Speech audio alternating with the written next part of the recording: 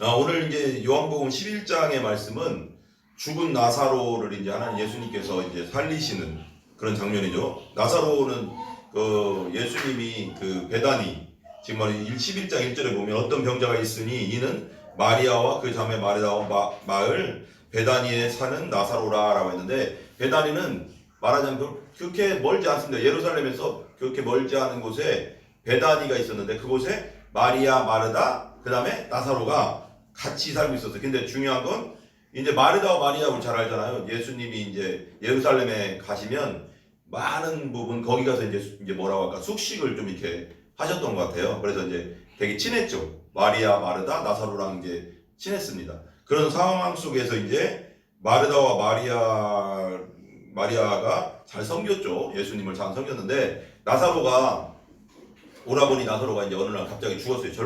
젊은 나이에 이제 죽게 됐습니다. 죽어서 이제 말이 이제 사람을 보냈죠. 사람을 보냈더니 예수님께서 이제 듣고 나서도 이틀을 더 그 유하시다가 이제 베나디로 온 거예요. 베나디로 예수님 우리 오라버니 나사로가 죽었습니다. 그래서 와주십시오. 근데 이제 그러니까 거기서 바로 온 게 아니라 이틀을 더 유하고 왔다고 했거든요. 그러니까 나흘 만에, 그러니까 죽은 지 나흘 만에 이제 오신 거예요. 나흘 만에 오셨는데 34절에 보면 이르시되 그를 어디에 두었느냐 이르되 주여 와서 보옵소서 하니 36절 예수께서 눈물을 흘리시더라. 예수님께서 예수님 십자가에 돌아가시기 전에 겟세마네 동산에서 통곡하면서 오신 게 있죠. 그리고 나서 예루살렘 성을 보시면서 내가 암탉이 병아리를 품에 안은 것처럼 너희들 품으려고 하는 게 몇 번이더냐 하면서 눈물 흘리시는 장면이 있고, 또 여기 나사로에 대해서 나사로가 이제 죽은 걸 보면서 눈물을 흘리시는 장면이 있습니다. 근데 예수님께서 이 땅에 계실 때 이제 성경에 보면 웃으셨다라는 말은 거의 없는 것 같아요. 웃으셨다는 말을 저 못 본 것 같아요. 거의 이 땅에 오셔서 눈물을 흘리셨다. 예수께서 눈물을 흘리시더라. 그렇게 말하고 있어요. 그러니까 이 나사로 사건은 요한복음에 8대 표적이 있어요. 8대 표적. 요한복음 전체에 8개의 표적, 그러니까 좀 큰 표적들이 있거든요. 표적들이 이제 마지막, 이제 예수님께서 십자가에 돌아가시기 전에 이제 마지막으로 이제 하던 표적이죠. 나사로를 살리는 표적이죠. 이게 이제 되게 중요한 위치가 중요한 거예요. 이 사건을 통해서 나사로가 이제 예수님을 통해서 살아난 사건을 통해서 이제 바리새인과 대제사장들이 더 예수님을 죽이려고 하죠. 나사로까지 죽이려고. 왜냐하면 증거를 없애려고.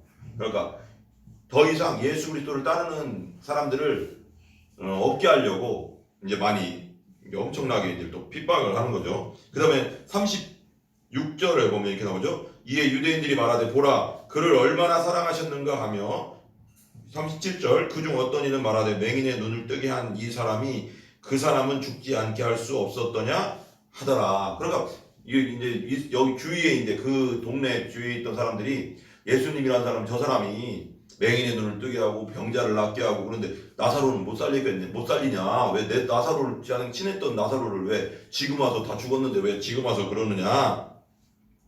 이런 뜻도 있겠죠. 38절 이에 예수께서 다시 속으로 비통히 여기시며 무덤에 가시니 무덤이 굴이라 돌로 막았거늘. 그러니까 여기서는 무덤이 이제 굴이라고 했잖아요. 그러니까 우리 같이 이제 우리 한국은 땅 속에 묻잖아요. 땅을 파서 거기에 묻어서 이제 흙으로 돌아가잖아요. 근데 이스라엘 같은 경우는 돌, 그러니까 바위 같은데 무슨 그런데 파가서 그 굴 같은 걸 만들어요. 굴 같은 걸 만들어 놓고 거기다 이제 시체를 넣어놓죠. 예수님의 그 십자가에 돌아가실 때도 거기다 넣어놨잖아요. 그렇듯이 시체를 넣어놓습니다. 그리고 이제 예수님은 3일 만에 살아났잖아요. 그러고 나서 큰 돌을 그 앞에 딱 막아요. 그래서 웬만한 장정들은 옮길 수가 없다고 봅니다. 그래서 돌을 막고 있었는데, 근데 돌로 막았던 걸 39절 예수께서 이르시되 돌을 옮겨 놓으라 하시니 그 죽은 자의 누이 마르다가 이르되 주여 죽은 지가 나흘이 되었음에 벌써 뭐라고요? 냄새가 나나이다. 돌을 옮겨놓으 예수님께서 말씀하세요. 야, 돌 옮겨놔라. 그러고 나서 그러니까 마르다가 얘기하는 거예요. 예수님 여기 내 오라버니가 벌써 죽은 지가 나흘이 됐습니다. 4일이 됐습니다. 그래서 썩은 내가 납니다. 죽은 지 시체가 됐으면 썩은 내가 4일 만에 이제, 왜냐면 그 예루살렘 같은 데는 되게 뜨겁잖아요. 햇빛이 뜨겁고 하니까 금방 장례식이 하고 나면 바로 이제 이게 부패가 금방 진행되거든요. 뜨거운 나라기 때문에. 그래서 4일 되니까 벌써 냄새가 막 나는 거예요. 썩은 냄새가 막 나니까 완전히 죽었습니다. 이게 영적인 의미는 뭐냐면 완전히 죽었습니다. 우리가 뭐 영적으로 완전히 타락한 존재, 하나님 앞에 완전히 천국에 갈 수 없는, 완전히 하나님의 거룩에 이룰 수 없는 완전한 타락의 존재로 우리가 태어났잖아요. 죄성을 가지고 죄인은 태어나고, 이걸 좀 이렇게 영적으로 볼 필요도 있죠. 그러니까 완전히 타락한 존재죠. 우리는 완전히 죽었습니다. 이거 4일이면 완전 썩은 냄새가 나는데, 여기서 썩은 냄새, 뭐 저는 이렇게 생각해요. 죄의 썩은 냄새 우리 안에 막 나거든요. 우리도. 그러니까 그걸 우리 모르죠. 그지만 하나님 보시기에는 말 그대로 예전에 말했지만 구더기 같은 존재라고 했잖아요. 우리가 어떤 상황 속에서도 우리가 스스로는 구원받을 수 없는 존재, 완전히 부패한, 신학적으로는 완전히 부패한 존재, 냄새가 나나이다. 40절, 예수께서 이르시되 내 말이 네가 믿으면 하나님의 영광을 보리라 하지 아니하였느냐 하시니, 예수님 말하면 하나님 영광을 보리라. 41절, 돌을 옮겨놓으니 예수께서 눈을 들어 우러러 보시고 이르시되, 하나님을 이제 예수님께서 항상 기도할 때 보면, 가끔씩 기도할 때 보면 하늘을 우러러 이렇게 보시면서 기도하잖아요. 아버지께 기도하는 거죠. 우러러 보시고 이르시되 아버지여 내 말을 들으시는 것을 감사하나이다. 42절, 항상 내 말을 들으시는 줄을 내가 알았나이다. 그러나 이 말씀하옵는 것은 둘러선 무리를 위함이니 곧 아버지께서 나를 보내신 것을 그들로. 그러니까 이게 이렇게 말하는 건 뭐냐면, 아버지 내 말을 들으시는 그것은 뭐냐면, 여기 이제 모든 사람들, 이런 사람들도 어떻게 하라고요? 그들도 믿게 하려고. 그러니까 내가 하나님께로부터 왔다는 것을 믿게 하려고 한다는 거예요. 그리고 나서 이렇게 하죠. 43절, 이 말씀하시고 큰 소리로 나사로야 나오라 부르시니, 44절, 죽은 자가 수족을 배로 동인 채로 나오는데 그 얼굴은 수건에 쌓였더라. 예수께서 이르시되 풀어놓아 다니게라. 그러니까 그리고 나서 이제 사람들 보지 기도하신 다음에, 하나님께 감사 기도한 다음에 그 무덤 돌을 옮겨 놓고 나오고, 그래서 무덤 그 속에 있는 나사로에게 외치는 거죠. 죄송합니다. 외치는 거예요. 나사로야 나오라 그랬어요. 왜 하나님, 예수님은 누구세요? 하나님이거든요. 천지를 창조한 하나님의 아들, 곧 하나님이에요.